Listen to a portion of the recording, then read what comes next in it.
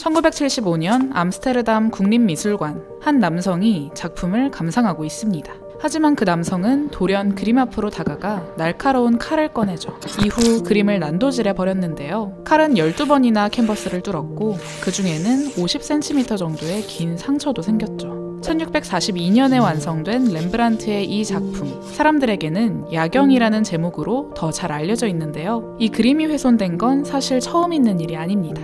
1911년엔 해군에서 해고된 네덜란드 요리사가 항의의 뜻으로 미술관에 들어와 느닷없이 이 그림을 찍기도 했죠. 하지만 1975년에 벌어진 이 훼손은 더 큰 일이었습니다. 주님이 명령에 행했다고 주장한 한 남성에 의해 여러 개의 크고 작은 칼집이 났죠. 이 작품은 사실 암스테르담 미술관을 대표하는 작품 중 하나입니다. 가로 4m, 세로 3.5m, 압도적 크기를 자랑하는 이 작품은 단체 초상화인데요. 외국으로 반출이 금지된 이 작품을 보기 위해 매년 200만 명이 넘는 사람들이 암스테르담 국립미술관을 찾죠. 이 작품은 당시 시민 민병대를 조직한 시민들의 모습을 담고 있습니다. 이 작품이 그려졌던 17세기 네덜란드에선 사실 초상화가 유행했습니다. 무역의 발달로 네덜란드가 많은 부를 축적하면서 부유해진 시민들이 등장했는데요. 그들은 스스로를 과시하고 기록하고 싶었죠. 당시 단체 초상화는 마치 오늘날의 졸업사진 같았어요. 함께 고행을 겪은 끝에 성공한 사람들이 모여 스스로를 과시하고 기록하는 그림. 덕분에 당시의 단체 초상을 살펴보면 모든 사람이 정면을 향해 가지런하게 서서 근엄한 표정을 짓고 있죠. 프란스 반닝 코크 대장과 그가 이끄는 17명의 민병대원들도 자신들의 위용을 기록하고 싶었죠.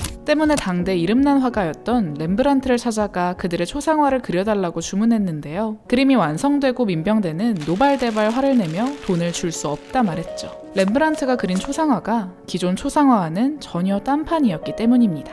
렘브란트가 그린 집단 초상화에는 등장인물들이 모두 제각기 다른 모습이었습니다. 어떤 이는 빛을 받아 모습이 훤히 드러나는가 하면 어떤 이는 어둠 속에서 누구인지 알아볼 수 없죠. 어떤 대원은 얼굴이 부분적으로 잘리는 등 각 개인이 아주 불공평하게 그려졌습니다. 이는 극적인 장면을 연출하기 위해 렘브란트가 활용한 명암법 때문인데요. 그림을 전체적으로 어둡게 하고 중심과 강조점만을 밝게 처리하여 마치 연극의 한 장면 같은 단체 초상화가 완성된 것이죠. 더 큰 문제는 실제 민병대원만 있는 것도 아니었다는 점입니다. 그림에는 20명이 넘는 인물들이 그려져 있는데요. 민병대원은 대장을 포함해 모두 18명이었습니다. 다시 말해 모두 실제 인물은 아니었죠. 그림 속 방패에는 18명의 민병대원의 이름이 새겨져 있는데요. 이들만이 초상화 비용을 지급한 실제 인물들이었습니다. 작품 한가운데 그려진 화관을 쓴 소녀를 비롯해 나머지 인물들은 모두 렘브란트가 창조해낸 가상의 인물들이었죠. 자신만의 상상력을 더해 만들어낸 역작이었지만 당대의 평가는 좋지 못했습니다. 렘브란트에게 이후로 집단 초상화 의뢰도 발이 끊겼죠. 렘브란트의 명암 표현이 이후 시대 예술가들에게 조명받기 시작하면서야 이 작품의 위상도 올라가게 되었습니다. 작품이 완성된 지 300년이 지나 발생한 훼손은 크나큰 순환이었습니다. 이 작품을 대대적으로 복원하는 것이 불가피해졌죠. 때문에 전문가들이 모여 이 작품 복원을 시작했는데요. 복원 과정 중 아주 놀라운 사실을 발견하게 됩니다. 이 작품이 사실 야경이 아니라는 것입니다. 야경은 밤에 출동하는 야간 순찰을 의미하는 말인데요. 작품의 어두운 배경과 함께 당대 민병대의 주요 활동이 야간 순찰이었다는 점을 예로 들어 이 그림은 야경이라 불렸죠. 하지만 작품을 복원하면서 적외선, 현미경 등 과학적인 방법으로 작품을 분석했는데요. 이 작품은 사실 밤이 아닌 한낮에 펼쳐진 민병의 출격 장면을 그린 것이었습니다. 이 작품에 야경이라는 제목이 붙여진 것은 만들어진 지 100년이 지난 후였는데요. 군대나 경찰이 야간 순찰을 하던 18세기에 이르러 어둡게 변한 그림을 보고 추측해 붙여진 것이었죠. 그림이 검게 변한 이유는 다름 아닌 물감 때문이었습니다. 실버 화이트, 렘브란트는 연백이라고도 부르는 이 백색 물감을 자주 사용했는데요. 이 물감에는 납이 포함되어 있었습니다.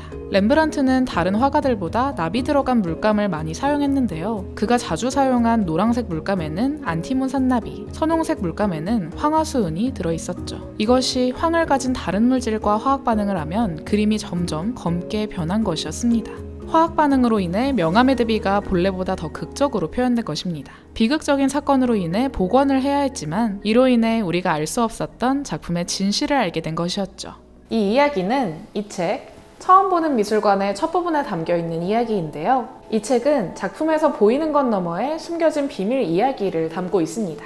작품을 왜 그렸을까? 우리가 보고 있는 작품이 그 시대에 그려진 원작일까? 작품을 관람하다 보면 우리는 종종 이런 궁금증이 생기는데요. 책은 문헌 연구, 물리적 평가, 과학적 분석을 통해 발견된 유명한 작품 속 비밀들을 소개하고 있습니다. 21세기 기술을 활용한 복원 작업뿐만 아니라 오래된 편지나 시, 전통, 말장난이나 수수께끼 같은 상징, 미묘한 몸짓이나 유행 구절에서 찾아낸 진실인데요. 단순히 작품을 감상하는 것보다 마치 작품 속에 숨겨진 미스테리를 하나하나 밝혀가는 기분이라 작품을 더 풍성하게 감상할 수 있었습니다.